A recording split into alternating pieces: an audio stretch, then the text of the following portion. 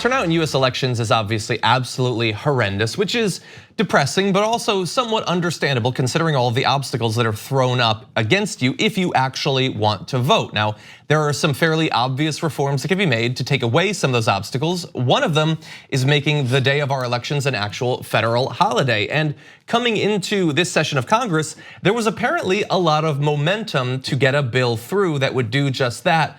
But somewhere along the way, it sort of disappeared. And joining us now to explain it, Bill Theobald, welcome to the Damage Report.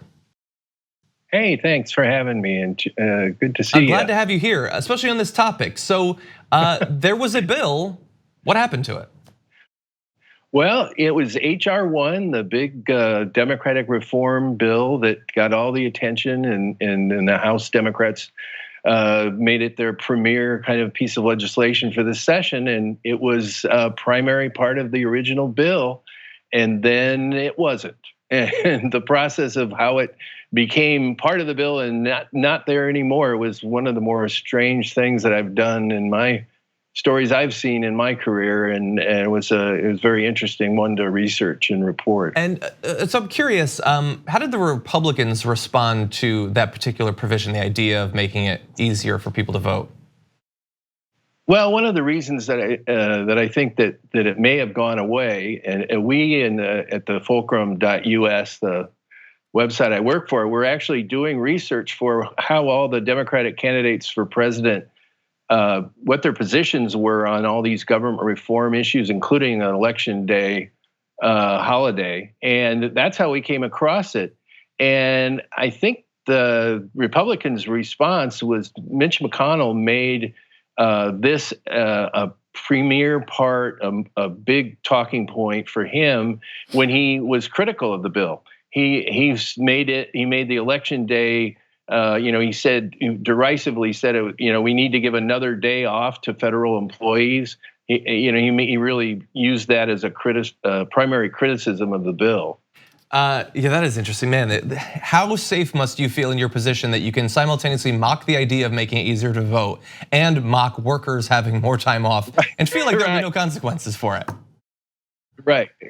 I mean, there was a part of this also where it would have allowed federal employees to take leave to work as election day workers. Because as you know, it's always difficult these days to find people to staff the polls. Exactly. People work. They don't have time to do that. And he made fun of that. He made fun of the fact that they were going to have, like an extra day off, as if, working at the polls is some kind of a fun idea of anybody's idea of a fun time. It's pretty long hours and kind of thankless job, and an election day, presidential election day, can be pretty crazy.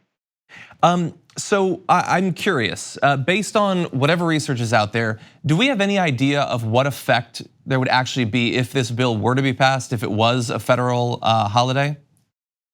Well, I think there's been other countries that have that provision, and it's a little bit of a mixed bag, but generally speaking, I think anything that makes it easier for people to vote is going to increase turnout. I mean, you have so many people now that have multiple jobs. They work long hours. They may have a regular job and a part-time job, and making it to the polls is more difficult than you would think. And especially on the big elections, on presidential elections and other ones where there's a lot of interest, there aren't a lot of people that can just go and stand in line for endless hours at a time without some kind of consequence for themselves. Now, as you mentioned in the beginning, this component, to have the election day, election day holiday, I should say, was part of a larger bill that had components of voting rights, but also anti-corruption. This part has disappeared. Do we have any idea of the rest of those parts? Has there been any success, any progress in pushing those through? Well, the bill, which was the House Democrats' primary, legislative proposal for the year, it really had no Republican support in the House, and it had no Republican support in the Senate, and so it really never had a chance to be passed from the very beginning.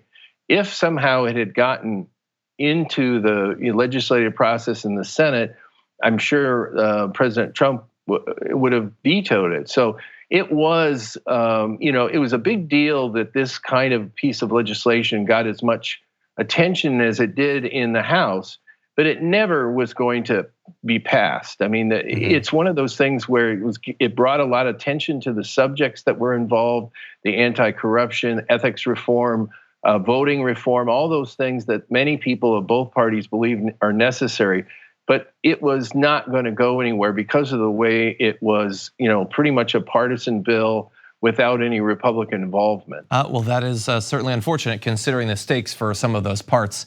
And again, going back to what I said before about the feeling of security, the idea that the party as a whole in both houses of Congress, both chambers of Congress, could so casually just disregard it and not care about ethics reform, voting rights, those sorts of things, and feel that there was no threat to them for doing that. That is disheartening as well.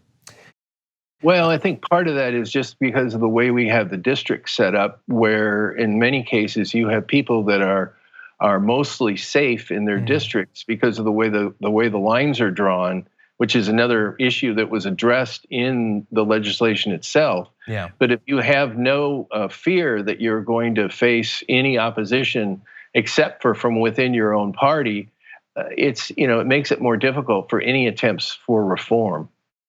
Bill Theobald, senior writer for the Fulcrum, thank you again for joining us on the show today. Hey, thanks for having me. Appreciate it.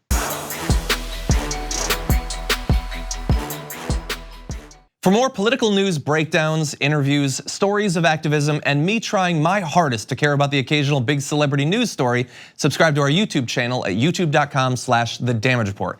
And you can ring the bell wherever it is so you don't miss anything.